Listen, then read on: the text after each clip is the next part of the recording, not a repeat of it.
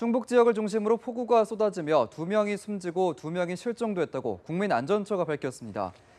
안전처에 따르면 충북 청주에서 산사태로 2명이 목숨을 잃었고 경북 상주 등지에서 2명이 물고 작업 등을 하다 실종됐습니다. 청주 무심천을 비롯해 성남천과 율량천 등이 범람하면서 주택과 차량이 물에 잠겼습니다. 충남 천안 용현저수지와 충북 보은 도원저수지 등지에서는 많은 비로 물이 불어나며 인근 주민이 대피했으며 진천과 증평 등 4곳에서는 하천 제방이 유실됐습니다. 이처럼 충북에 시간당 최대 90mm 이상의 폭우가 쏟아지면서 침수 피해가 속출했습니다. 주택과 농경지, 도로 곳곳이 침수됐고 한때 충북선 열차 운행까지 모두 중단되기도 했습니다. 이승민 기자입니다. 화물차들이 윗부분만 남긴 채 물에 완전히 잠겼습니다. 15톤의 화물을 싣는 대형 차량도 급류에 휩쓸려 넘어졌습니다.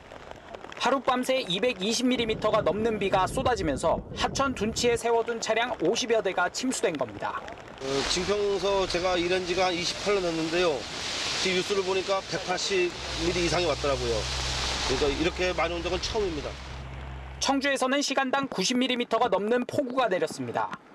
도심을 가르는 하천이 범람하면서 저지대 상가와 주택 침수 피해가 속출했습니다.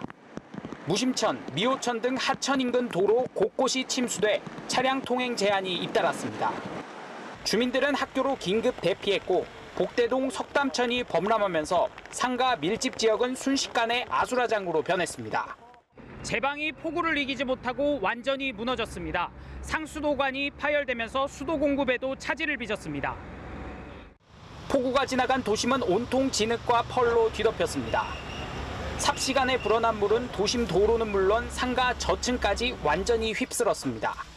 오전에 갑작스럽게 폭우 소식을 듣고 지금 점포가 물에 잠겼다는 보고를 받고서 바로 저 직원분들하고 그다음에 인근에 있는 점주님들하고 같이 와서 이렇게 지금 복구 작업에 같이 지금 동참하고 있습니다.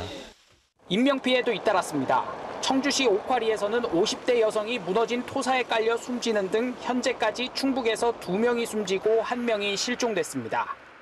청주 미원면 펜션에서는 하천 범람으로 고립된 관광객이 헬기로 구조됐습니다. 침수 위험이 커지면서 충북선 열차 상하행선도 한때 모두 운행이 중지됐다가 다시 재개됐습니다.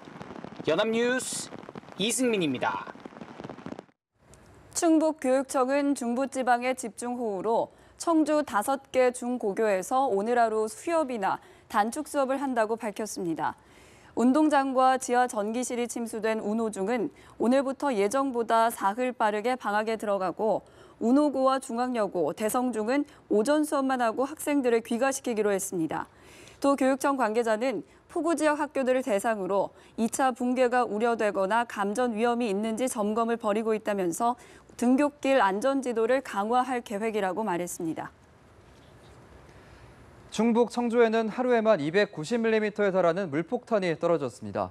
7월 강수량으로 지역 관측사상 역대 최고치를 기록했는데요. 유독 충청도에 장맛비가 집중된 이유를 한승우 기자가 알아봤습니다. 시간당 90mm의 폭우가 쏟아진 청주. 하루에만 290mm가 넘는 물폭탄이 떨어졌습니다. 7월 기상관 측일의 하루 기준으로 역대 최다 강수량입니다. 청주에서는 집과 도로 곳곳이 침수되고 단수, 정전 피해가 잇따랐습니다. 충남 천안에서도 역대 7월 중에서 가장 많은 비가 하루에 쏟아졌습니다. 같은 중부지방인 서울은 22mm의 비가 오는데 그쳤습니다. 한반도 북쪽에서 내려온 차고 건조한 공기덩이와 남쪽에 자리한 고온다습한 세력 사이에서 장마전선이 형성됐습니다. 성질이 전혀 다른 두 세력이 팽팽하게 맞서면서 장마구름은 중부 좁은 지역에서 정체했습니다. 특히 남쪽 세력이 강하게 버티자 비구름이 내려가지 못하고 충청과 경북에 오랜 시간 머물렀습니다. 장마전선이 정체된 상황에서 남서쪽에서는 다량의 수증기까지 공급되다 보니 비구름이 크게 발달한 상태로 충청, 경북 등에서는 장시간에 걸쳐 국지적으로 폭우가 쏟아지게 됐습니다. 전문가들은 2000년대 들어서 좁은 지역에 집중호우가 쏟아지는 국지적이고 게릴라성 장마 형태가 잦아진 것으로 분석했습니다. 연합뉴스TV 한승호입니다. 내년도 우리나라 최저임금이 시간당 7,530원으로 결정됐습니다. 올해보다 16.4% 인상됐는데요. 최저임금위원회 회의가 시작된 이후 역대 최고 인상액을 기록했습니다. 신세롬 기자의 보도입니다. 내년도 최저임금은 올해보다 16.4%, 1,060원 오른 시간당 7,530원으로 결정됐습니다. 인상폭은 최저임금 논의 초기, IMF 직후에 이어 역대 세 번째로 높았고 인상액 기준으로는 역대 최고를 기록했습니다. 지난 2010년 이후 인상률과 2020년 만원 목표 달성을 기준으로 알려진 15.7%와 비교해도 높은 수치입니다. 월급으로는 한 달 209시간 노동을 기준으로 157만 3,770원입니다. 중소기업과 소상공인 측 위원이 위원직 사퇴 의사를 밝히는 등 일부 반발이 예상되는 가운데 어수봉 최저임금위원회 위원장은 정부의 대책을 당부했습니다.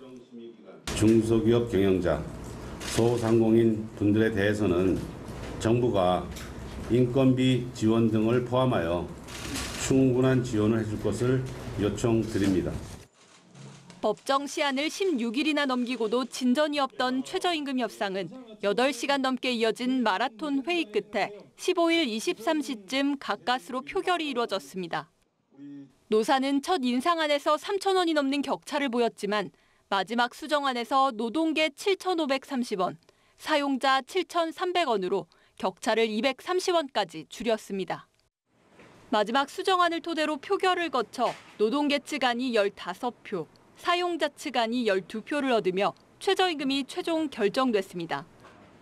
적용 대상은 463만여 명, 전체 근로자의 23.6%로 추산됐습니다. 타결된 최저임금은 노사 이의제기 기간을 거쳐 다음 달 5일 고용노동부 장관이 확정해 고시하면 법적 효력이 생기며 내년부터 적용됩니다. 연합뉴스TV 신세롬입니다. 내년도 최저시급 인상에 대한 정치권의 반응은 엇갈렸습니다. 집권 여당인 민주당은 경제 활성화의 발판이 될 거라며 기대감을 나타낸 반면 자유한국당은 속도 위반이라며 강한 우려를 표명했습니다. 최덕재 기자입니다. 이번 최저임금 인상에 대해 정치권은 인상 자체에 대해서는 대체로 환영한다는 반응을 나타냈습니다. 민주당은 소득 주도 성장이 우리나라 경제 성장의 해법이라며 동시에 자영업자와 중소기업계의 목소리를 반영한 보완책을 함께 고민하겠다고 밝혔습니다. 민주당은 재계를 향해서도 기업 활동 위축이라는 우려보다는 우리 경제의 견실한 성장세에 기대를 걸어달라고 당부했습니다.